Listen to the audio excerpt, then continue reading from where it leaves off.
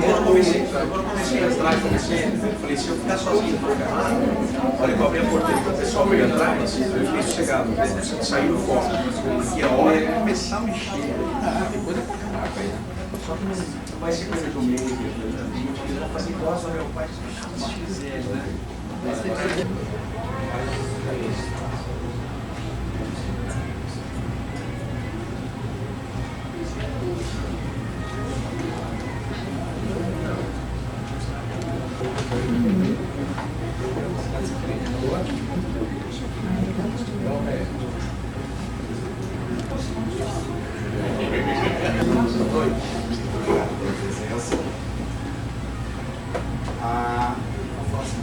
Há 10 anos atrás, eu descobri um livro chamado A Linguagem dos Pés, do Whindersson Monge e da Margaret Monge.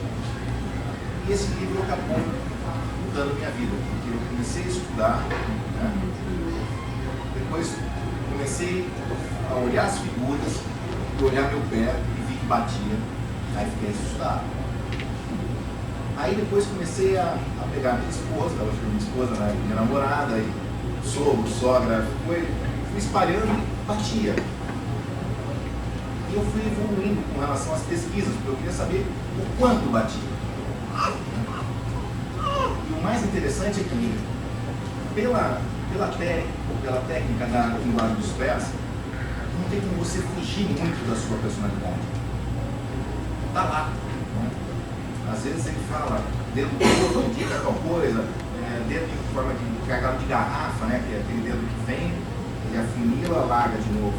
Mostra que a pessoa tem dificuldade em esterilizar a energia daquele dedo. Você vê que você tem. Né?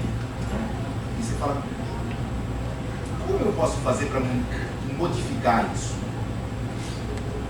Então esse livro, na verdade, ele é uma chave que abre várias fechaduras. Você consegue encontrar, a partir do momento que você compreende a técnica da linguagem dos pés, utilização em vários segmentos, desde a parte da psicologia, na parte da espiritualidade, na parte da compreensão, na parte do que as religiões chamam de reforma íntima. Né? Então, por que eu devo utilizar a técnica?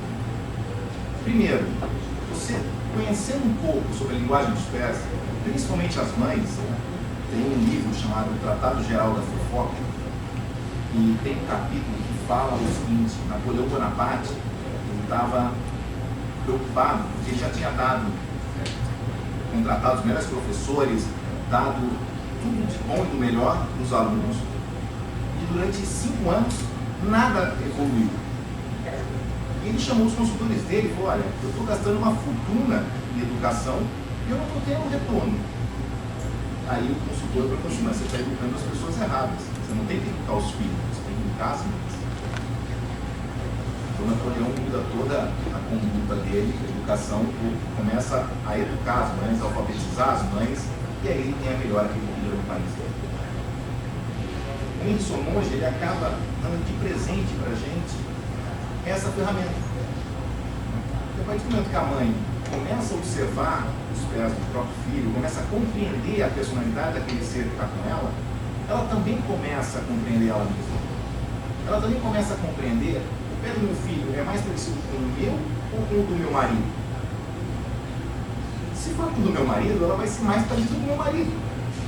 Se for com o meu, ela vai ser mais parecida comigo.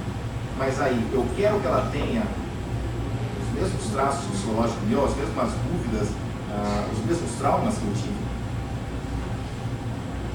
Então você tem a chance de começar a educar com mais precisão aquele serzinho, sabendo já as dificuldades que ele vai ter. Porque todas as pessoas que têm os pés iguais pensam, sentem e agem iguais. Elas sofrem as mesmas coisas. Elas têm as mesmas tendências psicológicas. Você sabendo disso, já é um salto magnífico para você se fazer entender para esse ser. Como eu tenho que falar com ele? Que nem uma criança, que você olha o pezinho dela, ela tem os dedos curtos. Se você for explicar alguma coisa com ela com muito detalhe, chega na metade e ela já está olhando para a sua cara que não sai dali. Dedo curto. Se são pessoas práticas. Você tem que dar a mensagem, né, curta e grossa, porque ela vai aprender na tentativa e erro. Mas pelo menos você já deu os parâmetros para ela que ela comece pelo menos a bater cabeça de uma forma menos dolorida. Mas que ela vai bater cabeça, ela vai. Porque é a necessidade.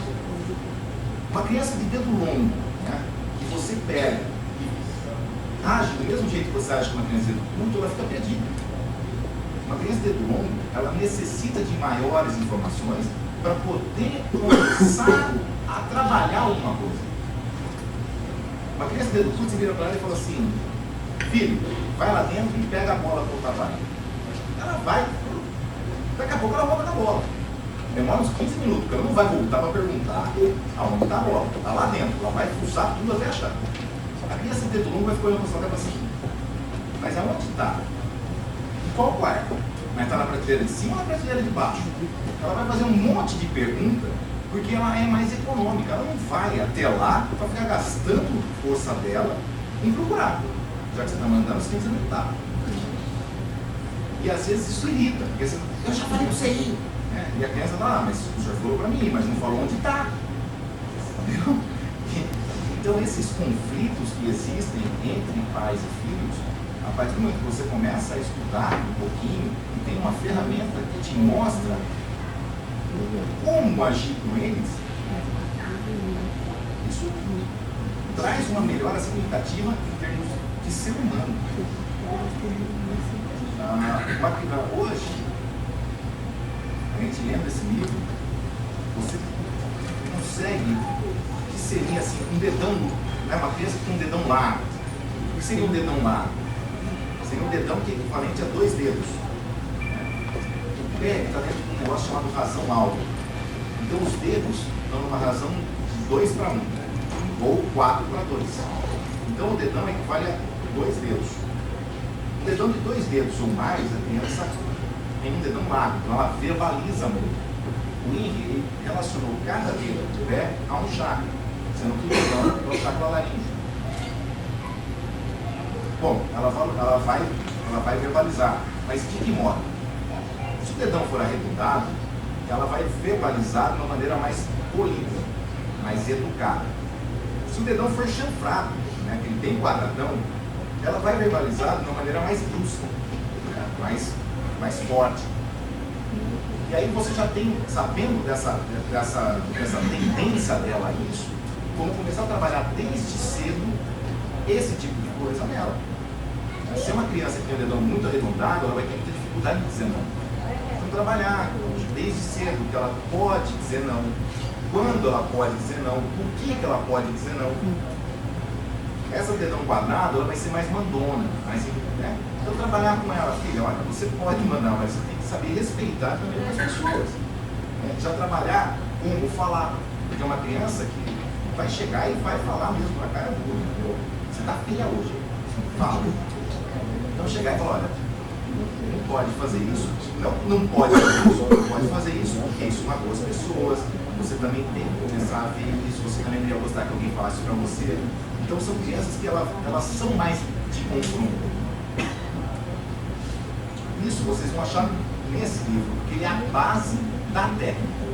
Aqui mostra desde a parte de tamanho de dedão, disposições de dedos, formas de dedos, tamanhos de unha. Então dá uma bagagem muito grande para a mãe saber